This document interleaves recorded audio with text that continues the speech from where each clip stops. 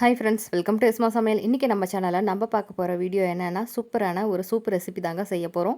கை கால் வலி, சளி, இரும்பல்னு அத்தனைக்கும் ரொம்பவே சூப்பரான ரெமடி. இது எப்படி செய்யலான்னு பார்க்கலாம்.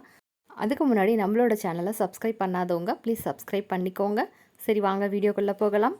முதல்ல குக்கர் எடுத்து வச்சுருக்கேங்க. குக்கரில் ஒரு 1.5 ஸ்பூன் சொம்பு அளவுக்கு தண்ணி ஊற்றிருக்கேன். அதில் ஒரு 2 கைப்பிடி அளவுக்கு முருங்கைக்கீரையை நல்லா க்ளீன் பண்ணிவிட்டு எடுத்து வச்சுருந்தேன். அதையும் சேர்த்துக்கலாம். முருங்கைக்கீரை சேர்த்தனதுக்கு அப்புறமா கீரை வேகிற வரைக்கும் ஒரு 4-5 விசில் போல் விசில் விட்டுக்கோங்க. இப்போ குக்கரை மூடி விசில் விட்டாச்சு. எடுத்ததுக்கப்புறமா கொஞ்சமாக மஞ்சத்தூள் சேர்த்துக்கலாம். இதுக்கப்புறமா கொஞ்சமாக சின்ன வெங்காயம், அதாவது ஒரு 10 பல் சின்ன வெங்காயம், ஒரு முழு பூண்டு, 1 இன்ச்சு அளவுக்கு இஞ்சி, ஒரே ஒரு தக்காளி, சீரகம் 1 ஸ்பூன், மிளகு 1 ஸ்பூன் எடுத்துக்கலாம். நம்ம எடுத்து வச்ச எல்லா பொருளையும் மிக்ஸி ஜாரில் போட்டு அரைச்சி எடுத்துகிட்டு வந்துடலாங்க.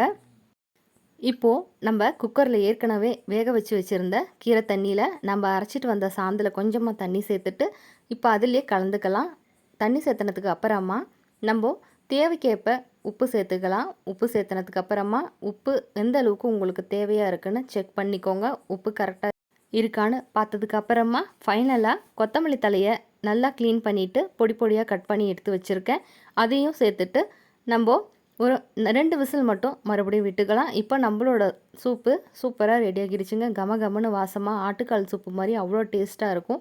இப்போ நம்ம செஞ்சு வச்ச சூப்பை நல்லா வடிகட்டிட்டு ஒரு பாத்திரத்தில் மாற்றி எடுத்து வச்சுக்கலாம். இந்த சூப்பு பார்த்திங்கன்னா கை கால் வலி, உடல் சோர்வு, சளி, நெஞ்சு சளி, இரும்பல்னு அத்தனைக்கும் ஒரு நிவாரணமாக இருக்குங்க. ரொம்ப ரொம்ப ஈஸியாக நம்ம வீட்டில் இருந்து கொஞ்சம் பொருட்கள்லேயே செஞ்சு முடிச்சிடலாம். கண்டிப்பாக நீங்களும் இந்த கிளைமேட்டுக்கு உங்கள் பிள்ளைங்களுக்கு செஞ்சு கொடுங்க. இந்த வீடியோ உங்களுக்கு பிடிச்சிருந்ததுன்னா ப்ளீஸ் லைக், ஷேர், சப்ஸ்கிரைப் பண்ணுங்கள். தேங்க்ஸ் ஃபார் வாட்சிங்.